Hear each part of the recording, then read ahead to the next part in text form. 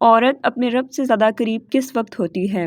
عورت اپنے رب سے زیادہ قریب اس وقت ہوتی ہے جب اپنے گھر کے اندر ہو، اور گھر کے صحن میں نماز پڑھنا اس کے لیے مسجد میں نماز پڑھنے سے بہتر ہے، اور گھر کے اندر نماز پڑھنا اس کے لیے گھر کے صحن سے بہتر ہے، اور کوٹھی میں نماز پڑھنا اس کے لیے گھر کے اندر پڑھنے سے بہتر ہے۔ اس کا مطلب یہ ہے کہ نماز پڑھتے وقت انسان اپنے رب کے زیادہ قریب ہوتا ہے، اور عورت کو چھپ کر نماز پڑھنی چاہیے۔ آواز کا پردہ یعنی عورت کی آواز کا پردہ۔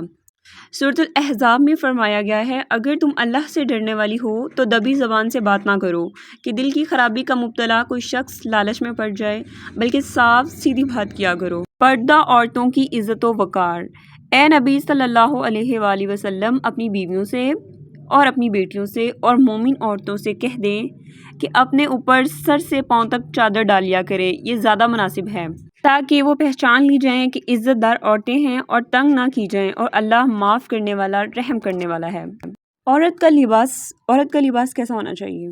عورت کا لباس مرد سے مشابہ نہ ہو، پورے جسم کو چھپانے والا ہو۔ عورت گھر سے باہر نکلے تو سر سے پاؤں تک چھپی ہوئی ہو۔ رسول صلی اللہ علیہ وآلہ وسلم نے فرمایا، عورت پوری کی پوری چھپانے کے لائق ہے۔ جنتی عورت کون؟ ایک بدبخت شخص حضور صلی اللہ علیہ وآلہ وسلم کی خدمت میں حاضر ہوا، اور اس کی بیوی نہایت حسین تھی۔ آپ صلی اللہ علیہ وآلہ وسلم نے اس شخص سے پوچھا کہ تیری بیوی تیرے ساتھ کیسا برتاؤ کرتی ہے؟ اس نے کہا، میری بہت قدر کرتی ہے اور میری بلا اجازت گھر سے باہر نہیں نکلتی، اپنے حسن و جمال کا لحاظ نہیں، میری خدمت کا خیال کرتی ہے۔ یہ سن کر آپ صلی اللہ علیہ وآلہ وسلم نے فرمایا کہ جا کر اسے کہہ دو کہ وہ جنتی عورتوں میں سے ہے، کیونکہ باوجود حسن و جمال کے اپنے شوہر کی تابعداری کرتی ہے، اس کی بدصورتی پر نہیں جاتی۔